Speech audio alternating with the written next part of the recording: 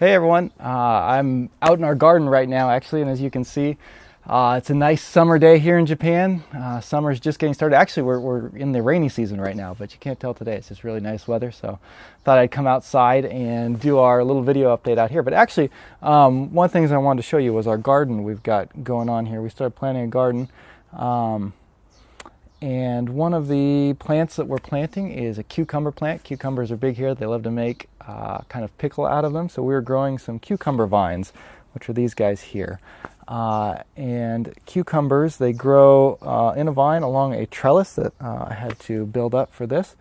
And the reason I want to show you guys these is I'm in the middle of reading a book right now that a friend of mine in America recommended a while back, and finally getting around to it. But the book's called The Trellis and the Vine. And I think it really, I'm about halfway through, but I've really been encouraged by the perspective of church ministry that the authors have. And I think it really would be something that would be very helpful in Japanese ministry in particular. The basic idea is that it kind of divides church ministry into two types of ministry, the trellis work and the vine work. And the idea of a trellis is that it's meant to support the vine. The point is the vine, the plant. If you have a beautiful trellis, but no plant growing on it, or a weak plant that's not healthy, the trellis isn't really serving its purpose. Really what you want is a really flourishing vine and a trellis that supports that. And the authors use that metaphor to describe the two types of church ministry, where it talks about vine work as being like the actual gospel work of the church, of proclaiming the gospel and discipling believers and speaking the gospel to one another and helping each other grow in your faith and evangelizing and seeing not the number of the people in the church growing, but the gospel spreading and people growing in faith, and through that more people coming to Christ, and obviously the result will be more people in the church, Lord willing. And then it describes the trellis work as being the ministries that we actually do in order to accomplish those things and to support those works, like meeting together in a church building on Sunday, putting on events and hosting Bible studies, serving on committees and doing different things within the church. And so it kind of divides the work into the two of those. And again, both of them are necessary works. But it then describes a danger where a lot of churches can have this focus where they maybe started off focusing on the vine work, but as time went on, their time and their energy, and they're spending more time maintaining the trellis and not seeing a lot of growth in the spiritual area. And that's something that was, I think, really convicting for me to read about. And it's something I see happening in a lot of churches, not just in Japan, in America as well. But particularly here, one of the things in the book that I was talking about that I think is particularly applicable to ministry here in Japan is it mentions that a lot of times there's this divide in people's mind where they think of the pastor as being the one who's supposed to do all of the vine work, and the congregation, they do the trellis work. So the pastor's the one who disciples people, who preaches the gospel, who evangelizes, who actually speaks the words of God and actually tells people, and encourages people. Whereas the church members, they don't have to really do that as much. They are involved in committees, and they try and support that work that's going on. They attend Bible studies, they attend the church service, and they try and maintain all the programs and the events that the church does, but they don't get really involved in the actual speaking of the gospel to each other and to other people, and discipling and evangelism, and that sort of falls off. They leave that on the hands of the pastor. And that's an attitude that I think is very prevalent here in Japan, partially because of the culture of that they have here. They feel like you have to be trained and specialized in something, and so the pastor is the one who's trained and specialized in this sort of ministry. So he's the one who does it, and then the people in the church, they're involved on the committees, and they serve and support. And so I see that very clearly here. But what the book challenges us to think is to sort of shift that mindset from as leaders and as missionaries or pastors in church, not to be just the one that does all of the actual gospel work, but to be someone who leads the congregation in doing that. That we train up the congregation to also be involved in speaking the gospel to each other and reading the Bible together and sharing the gospel with their neighbors. And so that takes away, maybe from some of the opportunities that we as leaders might have to personally do that work. But if we can lead the entire congregation to sharing in it, it just increases the effectiveness and the ability to see the gospel grow and flourish in our church, in our neighborhoods, in our cities, in an exponential way that one pastor could never do on his own.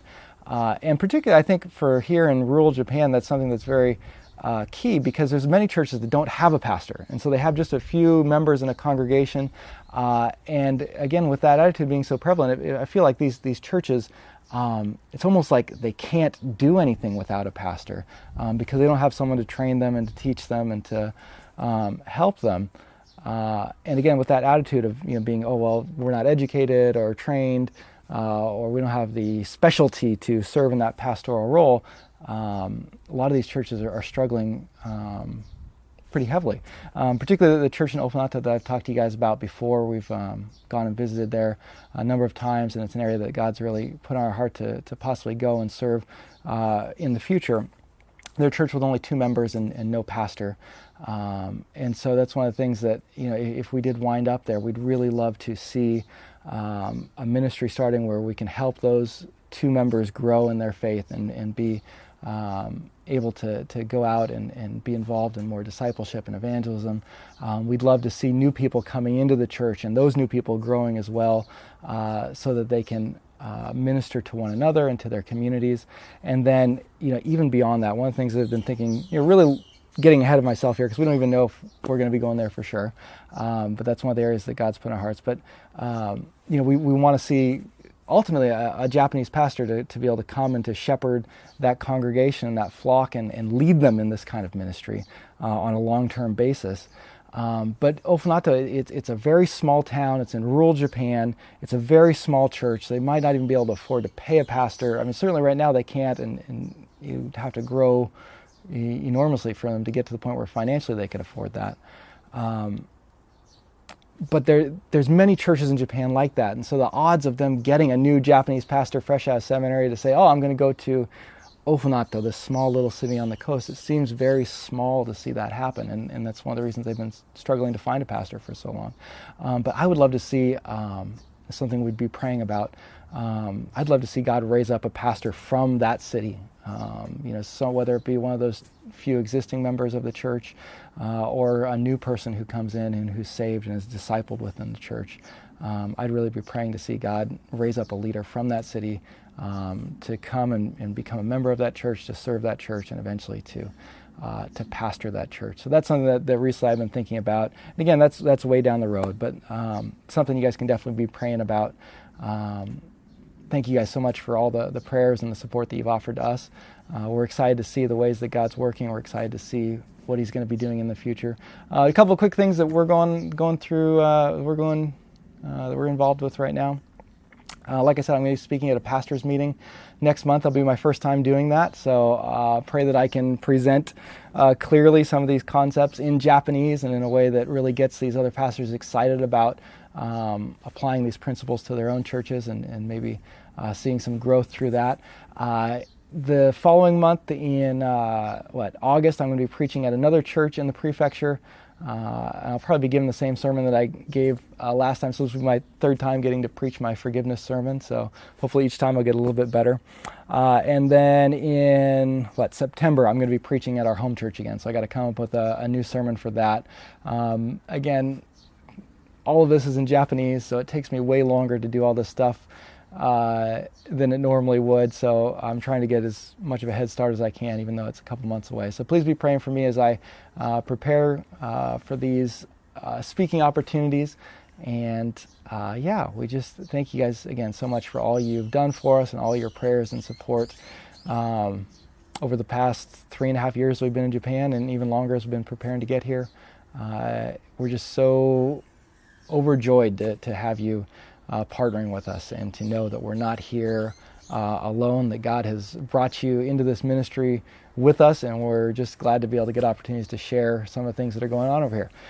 So please keep reading our newsletters. We'd love to hear back from you guys, and yeah, keep an eye on the website. We'll try and post some more videos like this in the future as well, and again, let you know what we're thinking and what God's doing. So thank you so much, and God bless. See you later.